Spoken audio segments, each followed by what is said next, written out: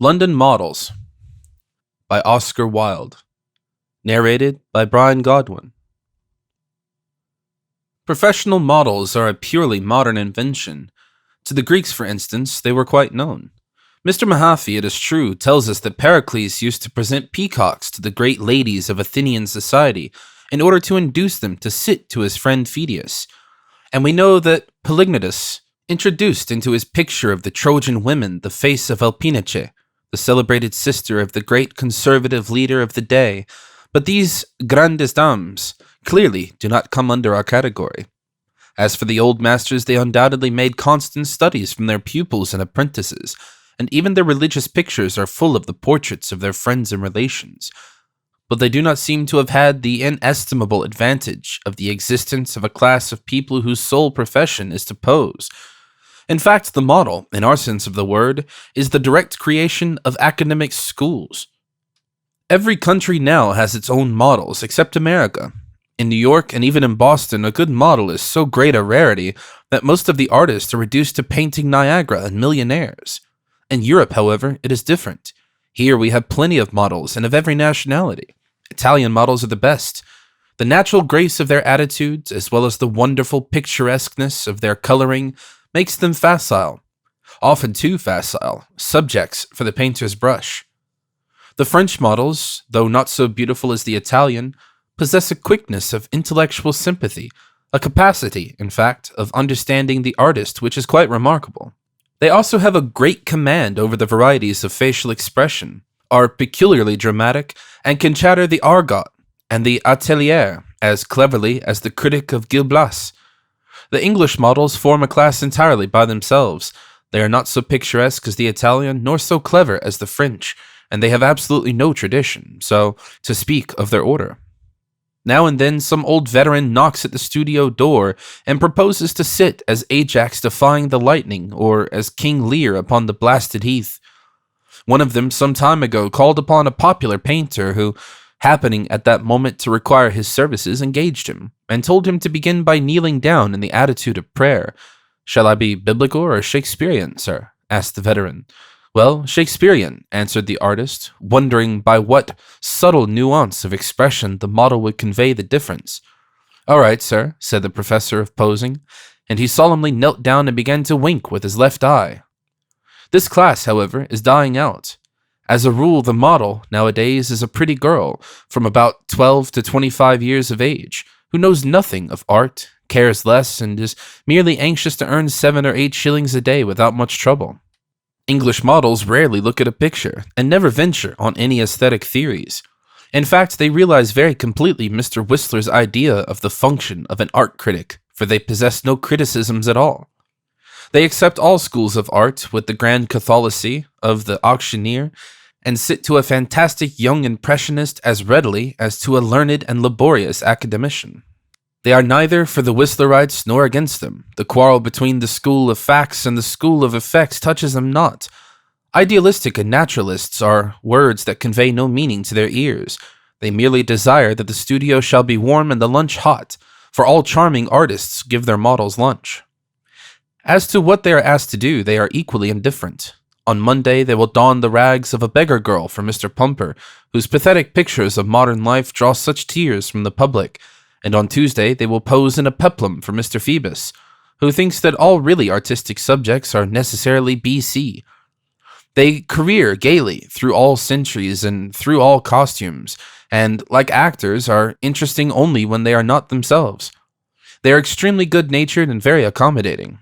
"What do you sit for?" said a young artist to a model who had sent him in her card. All models, by the way, have cards in a small black bag. "Oh, for anything you like, sir," said the girl. "Landscape, if necessary." Intellectually, it must be acknowledged, they are Philistines, but physically they are perfect, at least some are. Though none of them can talk Greek, many can look Greek, which to a 19th century painter is naturally of great importance. If they are allowed, they chatter a great deal, but they never say anything. Their observations are only banalites heard in Bohemia. However, they cannot appreciate the artist as artist. They are quite ready to appreciate the artist as a man. They are very sensitive to kindness, respect, and generosity. A beautiful model who had sat for 2 years to one of our most distinguished English painters got engaged to a street vendor of penny ices. On her marriage, the painter sent her a pretty wedding present, and received in return a nice letter of thanks with the following remarkable postscript: "Never eat the green ices. When they are tired, a wise artist gives them a rest. Then they sit in a chair and read penny dreadfuls till they are roused from the tragedy of literature to take their place again in the tragedy of art. A few of them smoke cigarettes. This, however, is regarded by the other models as showing a want of seriousness, and is not generally approved of. They are engaged by the day and by the half-day. The tariff is $1 an hour, to which great artists usually add an omnibus fare. The two best things about them are their extraordinary prettiness and their extreme respectability. As a class, they are well behaved, particularly those who sit for a figure, a fact which is curious or natural according to the view one takes of human nature. They usually marry well, and sometimes they marry the artist. For an artist to marry his model is as fatal as for a gourmet to marry his cook. The one gets no sittings, and the other gets no dinners. On the whole, the English female models are very naive, very natural, and very good-humored.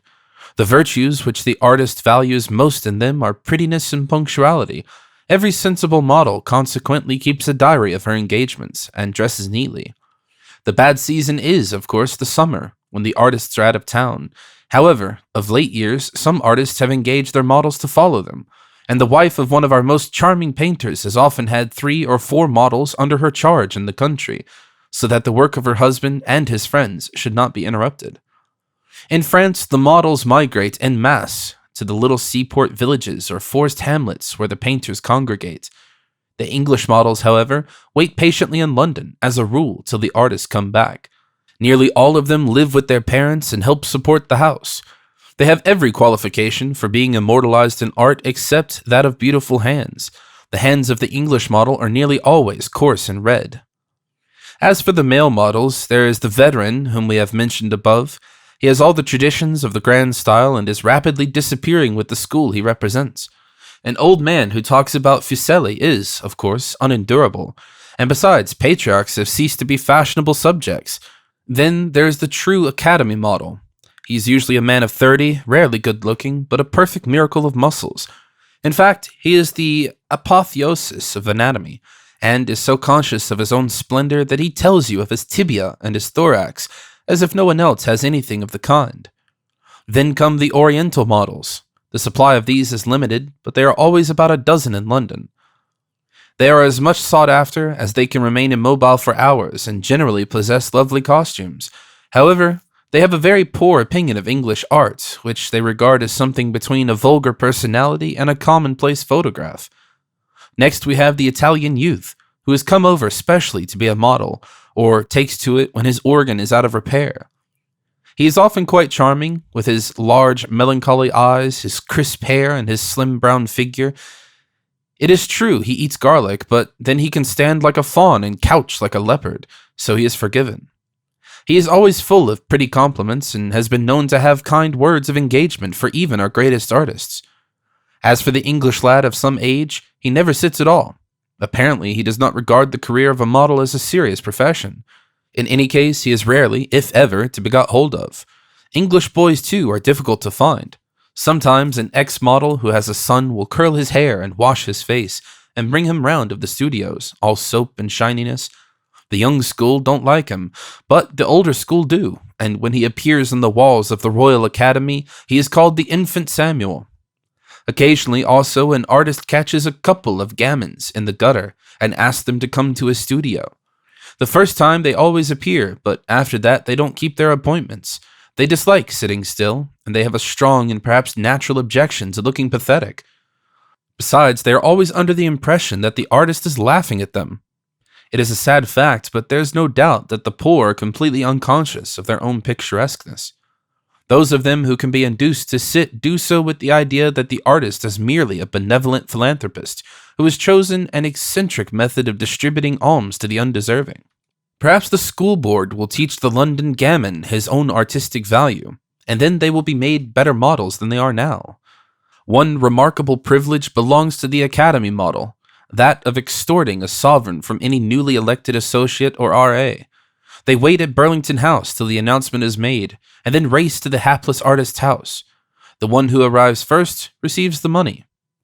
They have of late been much troubled at the long distances they have had to run, and they look with disfavor on the election of artists who live at Hampstead or at Bedford Park, for it is considered a point of honor not to employ the Underground Railway, omnibuses, or any artificial means of locomotion. The race is to the swift. Besides the professional posers of the studio, there are posers of the row, the posers at afternoon teas, the posers in politics, and the circus posers. All four classes are delightful, but only the last class is ever really decorative. Acrobats and gymnasts can give the painter infinite suggestions, for they bring into their art an element of swiftness and motion and of constant change that the studio model necessarily lacks. What is interesting in these slaves of the ring is that with them beauty is an unconscious result, not a conscious aim. The result, in fact, of the mathematical calculation of curves and distances, of absolute precision of eye, of the scientific knowledge of the equilibrium of forces, and of perfect physical training. A good acrobat is always graceful, though grace is never his object. He is graceful because he does what he has to do in the best way in which it can be done. Graceful because he is natural. If an ancient Greek were to come to life now, which, considering the probable severity of his criticisms, would be rather trying to our conceit, he would be found far oftener at the circus than at the theater. A good circus is an oasis of Hellenism, in a world that reads too much to be wise, and thinks too much to be beautiful. If it were not for the running ground at Eton, the towing path at Oxford, the Thames swimming baths, and the yearly circuses, humanity would forget the plastic perfection of its own form, and degenerate into a race of short-sighted professors and spectacled percuses. Not that the circus proprietors are, as a rule, conscious of their high mission. Do they not bore us with the haute école, and weary us with Shakespearean clowns? Still, at least, they give us acrobats, and the acrobat is an artist. The mere fact that he never speaks to the audience shows how well he appreciates the great truth that the aim of art is not to reveal personality, but to please. The clown may be blatant, but the acrobat is always beautiful. He is an interesting combination of the spirit of Greek scripture with the spangles of the modern costumier. He has even had his niche in the novels of our age, and if Manette Solomon be the unmasking of the model, Les Frères Zambano is the apotheosis of the acrobat. As regards the influence of the ordinary model on our English school of painting, it cannot be said that it is altogether good.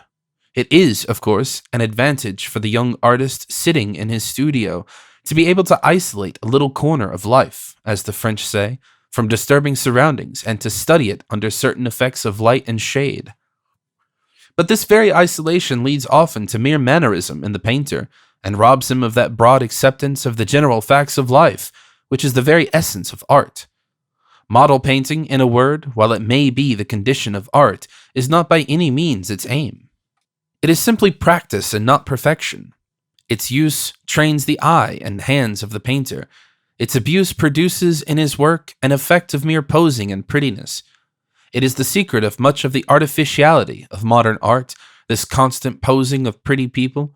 And when art becomes artificial, it becomes monotonous. Outside the little world of the studio, with its draperies and its bric-a-brac, lies the world of life with its infinite, its Shakespearean variety.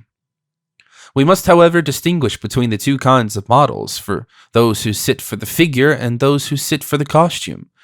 The study of the first is always excellent, but the costume model is becoming rather wearisome in modern pictures. It is really of very little use to dress up a London girl in Greek draperies and to paint her as a goddess. The robe may be the robe of Athens, but the face is usually the face of Brompton. And now and then, it is true, one comes across the model, whose face is an exquisite anachronism, and who looks lovely and natural in the dress of any century but her own. This, however, is rather rare. As a rule, models are absolutely de notre cycle, and should be painted as such. Unfortunately, they are not, and as a consequence, we are shown every year a series of scenes from fancy dress balls, which are called historical pictures, but are little more than mediocre representations of modern people masquerading. In France, they are wiser. The French painter uses the model simply for study, For the finished picture, he goes direct to life. However, we must not blame the sitters for the shortcomings of the artist. The English models are a well-behaved and hard-working class, and if they are more interested in artists than in art, a large section of the public is in the same condition, and most of our modern exhibition seems to justify its choice.